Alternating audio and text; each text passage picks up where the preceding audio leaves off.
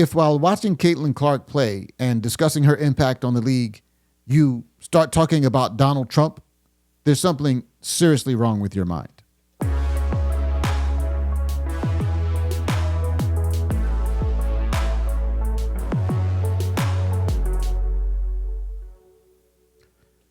Hello, good people. It is Todd Shannon, data scientist, social commentator, getter of buckets. And today, apparently, Caitlyn Clark and Donald Trump are, I don't know, they're Siamese twins or something. They are, they're basically the same soul in different bodies, at least when it comes to politics and basketball. So let me explain.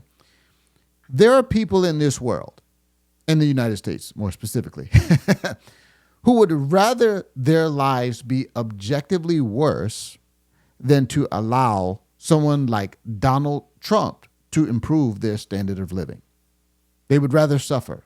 I know that this is true, and I'm not going to explain all that, but I think it's pretty clear when people go to vote that they can't really say how Donald Trump has made their lives objectively worse.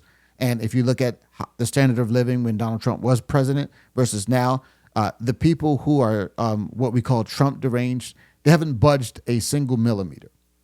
But apparently it is also true that there are many women in the WNBA who would rather their league wallow in obscurity and irrelevance than to allow someone like Caitlyn Clark to lift them out of the depths of obscurity. And so there's a similar dynamic going on there that I think it's worth exploring. And this became all too apparent when one of my favorite sports commentators, who I affectionately call Stephen A. Grift, he weighed in on this subject. And Stephen A., the reason why I call him Stephen A. Grift, I know some of you might think that's harsh. The reason why I call him Stephen A. Grift is because I believe that Stephen A. Says much of what he says in a pursuit of money. And that's why I call him Stephen A. Grift. Because if you listen to, and I did a video on this several months ago, if you listen to Stephen A. Smith seem to give he's kind of giving his veiled opinions.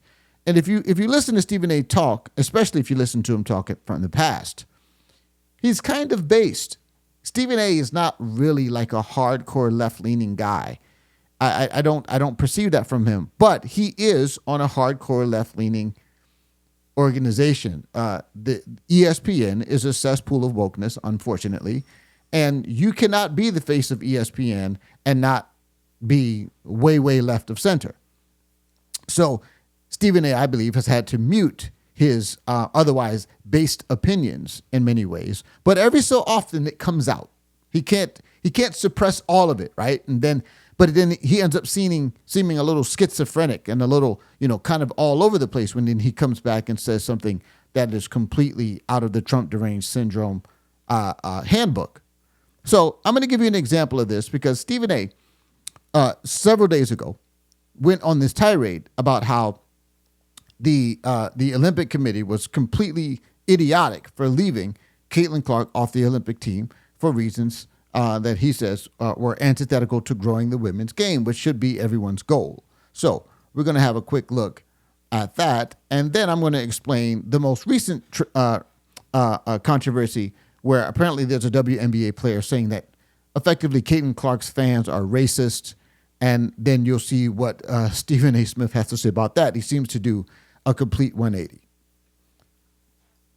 You know good and damn well with or without Caitlyn Clark, they gonna probably win the gold again.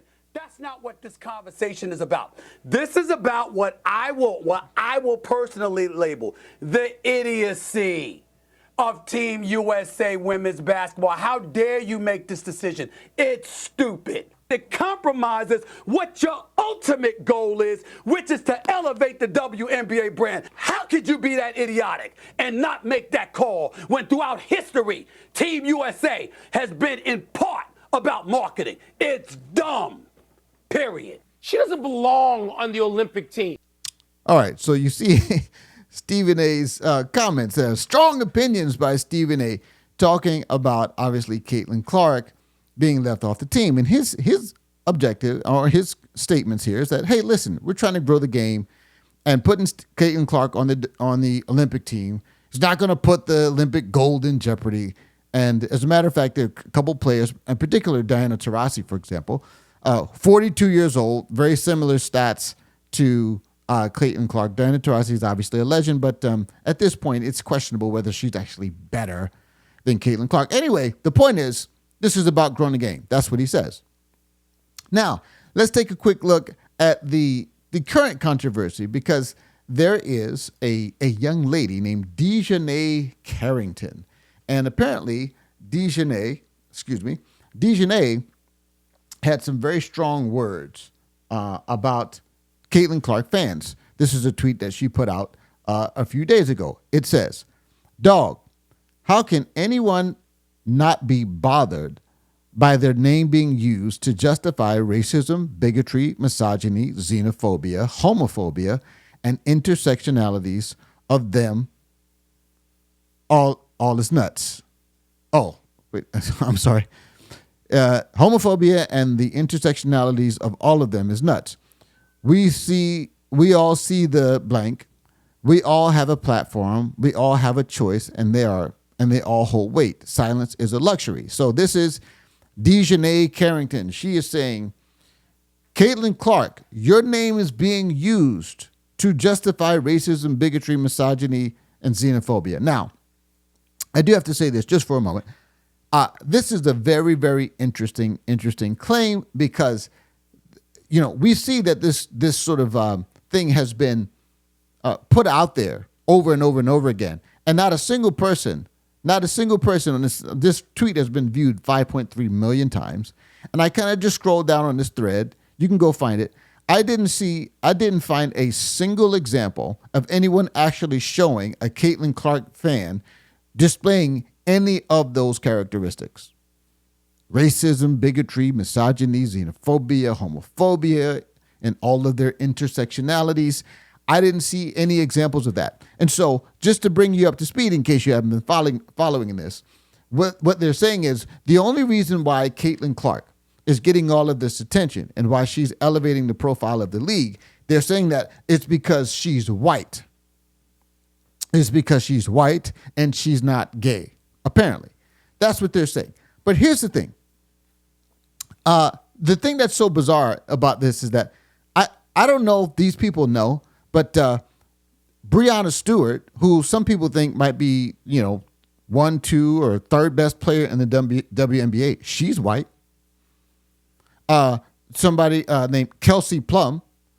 Is it Chelsea or Kelsey? I think it's Kelsey Plum. Sorry, I apologize if I said it wrong. Kelsey Plum, she's white. She's also not gay.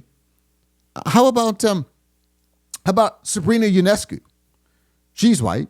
She's also not gay. There are many, many white players in the WNBA who have not generated the buzz that Caitlyn Clark has generated. Sabrina Ionescu even has her own signature shoe from Nike. So the thing that's so bizarre about this is they're literally out here acting like Caitlyn Clark is like the first white woman to ever play in the WNBA. I don't know if you know this, but a lot of white women play in the WNBA, and they have for a long time. So what they're saying is that, well, the only reason why she's getting this attention is because she's white. Well, what about all the other white women? How come they didn't generate it? They can't bring themselves to accept that Caitlyn Clark is a unique talent. It doesn't mean she's the best player. She doesn't have to be the best player. She is the most interesting. She is the most exciting. She is the one people want to watch. And no, it's not because she's white. And actually, I, who am not a big fan of women's basketball, just to be quite honest, I started paying attention when Caitlyn Clark became a thing. And I started watching her kind of last year. I just went to YouTube to watch her highlights, and I saw some of the crazy threes and the step backs and the pull-ups and the passes. And I'm saying, this girl is box office. I would watch her play. So they can't bring themselves to accept that. So now let's go back to Stephen A. Grift, because Stephen A. This is completely. This is one of the most bizarre kind of Jekyll and Hyde personalities I've ever seen. Because you see Stephen A. Smith on the one hand saying, "Hey, it's about growing the game," and now you're going to see him piggyback off of what this young woman, Dejanay Carrington, said, and basically say, yeah, it's racism And also, he invokes Donald Trump, which is the ultimate example of Trump derangement syndrome. So let's have a quick look at that. Because what has transpired, yes, Caitlyn Clark is the name of the day to use, but there's a broader issue here that can't be escaped, and that is this. She is a white young lady, and she's been a magnet in a way that has benefited the league in ways that others have not, even though their efforts have been worthy and deserving of being as celebrated, if not even more celebrated. I just have to pause right here. Your efforts, listen, anyone who's been in sales, if you understand this, I used to be in sales. You don't get rewarded for effort. You get rewarded for sales. There were people who are just better at sales. I know this is a good friend of mine. I won't say his name. But this guy just was better at the job than everyone else. He could have probably worked half the time and would have made more money than the rest of us. You don't get rewarded for effort. You get rewarded for sales. And nobody cares how hard you work, because at the end of the day, it's about getting those eyeballs to the TV. And Caitlyn Clark is a unique talent that did that. So I don't understand this argument that the women are deserving because they work hard. They're not fun to watch. And I hate to say it that bluntly. Do you know that I saw a statistic the other day that said that Caitlyn Clark is on pace to be the first woman basketball player in the WNBA, period. I just want you to think about this. The first female basketball player to average 15 points, 5 assists, and 5 rebounds for a season. I don't I don't know if you understand how mediocre that is. If that were a men's stat line in the WNBA, a man in the NBA who averages 15, 5, and 5 he might not even crack the starting rotation. That's not an exceptional stat line, and it gives you an idea of how limited. I think I saw another statistic that Asia Wilson is on some streak where she's got the most consecutive, listen to this, the most consecutive 25-point games. If I'm not mistaken, I think Kobe Bryant back in the day, both him and James Harden had something like, 10 or 12 consecutive 40-point games. Where do they have to set the bar? Where they have to set the bar at 25? It tells you the vast gulf there is between the two games. So the point is that Caitlyn Clark brought something unique and different. So let's continue. And it's a reminder that no matter how far we believe that we have advanced as a society, there's still such a long way to go, because in the end, if you're white, you're bright, you're right, and as a result, the shine comes your way in the eyes of a lot of people in America. Let's transition. So now he just affirmed the whole idea that Caitlyn Clark, because she's white, that's why she's getting this attention. Now, just to bring you in close, because I want to hammer this point home. Do you realize that what Stephen A. Smith is saying? Because I just showed you a clip where he was saying they're stupid for leaving her off the USA Olympic team. Why? Because she's going to grow the game. So apparently Stephen A. Smith he's apparently comfortable with Caitlyn Clark growing the WNBA brand because of racism. That's what he's saying. He's saying that she is elevated. The reason why there's so many eyeballs and the reason why she's been so successful is because of racism. But then he says they were stupid for leaving her off the Olympic team. So you're okay with growing the game through racism? Honestly, let's just take that, very silly and very unsubstantiated claim at face value. If it is actually the case that they are watching, that Caitlyn Clark fans are watching because they are racist, I don't think you want that kind of growth. You don't want that kind of growth. That's not a good look. But Stephen A., of course, he hasn't thought this through because this is just my opinion. Stephen A. Smith is not speaking from a standpoint of principle. Stephen A. Smith, I think what he really thinks was the thing he said about Caitlyn Clark growing the game and being an important asset to the game. I think what Stephen A. Smith is doing now is because he works for a cesspool woke organization in ES Pretend. That's what I like to call them. Now he has to basically toe the party line. He has to be the mouthpiece, the token, the black guy who echoes and amplifies the woke nonsense voices of black intersectional females. He has to be now that guy because if he wants to make the big bucks on ESPN, he has to. That's kind of his job. And I'll be honest with you, I don't think he actually believes it. And this is why I call him Stephen A. Grift. Let's listen to more of his grift. Very uncomfortable to touch on, but just factually correct. You have somebody that's a presidential candidate. What is his claim to fame? Make America great again. And there you have it. Round 2, fight.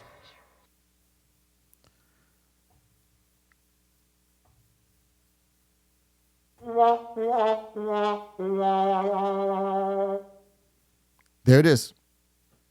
I mean, there we go. Now, the ultimate example of Trump derangement syndrome. You're having a conversation about Caitlyn Clark and you're bringing up Donald Trump and Make America White Again.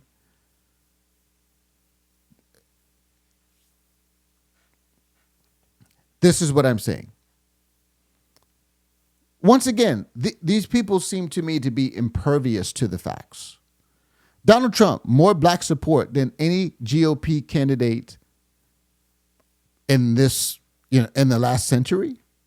I think you got to go. I have to look this up, but like from what I understand, more black people are support. Definitely more support than Reagan. Definitely more support than any of the Bushes. Obviously, you got to go back to Abraham Lincoln before you find a GOP candidate with more support from the black community than Donald Trump has. How do you explain that? There again, it's the same thing with Caitlyn Clark. How do you explain all the white girls that played basketball before Caitlyn Clark played and they didn't generate nearly the same buzz, and now all of a sudden Caitlyn Clark comes in and she's immediately elevating the game? If it was about them being white, then we would have experienced this a long time ago, but we didn't. So that must mean it had something to do with the actual basketball. Just like it has, Donald Trump's appeal has something to do with, I don't know, his policies that make people's lives objectively better. And so in my lifetime, I've never seen anything like Donald Trump. Donald Trump is the ultimate Rorschach test. He's the ultimate reflection of your own mind. If you look at Donald Trump and you see him as either a savior or as the most evil person in the world, then you are projecting onto him what your mind is generating. You're not talking about Donald Trump, the actual person. I see Donald Trump the way many people see him, which is a flawed man who happens to be a pretty good president. That's the way I see him. He's not my Sunday school teacher. He's not any of those things.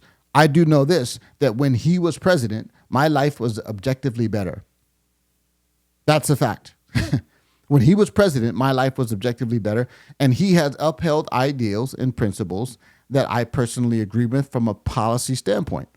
And the fact that people, there again, would much rather their lives be objectively worse than to vote for Donald Trump is a clear reflection of how diseased, I just have to say it that way, how diseased their mind has become, how poisoned their minds have become as a result of what the mainstream media has pumped into their veins ad nauseum for the last 8 years.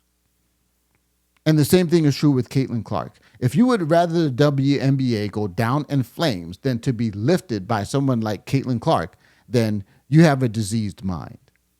And I pray that we get past that. But I'd like to know what your thoughts are. Does Stephen A. have a point here? I'm always open to hear other points of view. Let me know in the comments what you think about it. If you like this content, please like, share, and subscribe. And until next time, my friends, God bless you.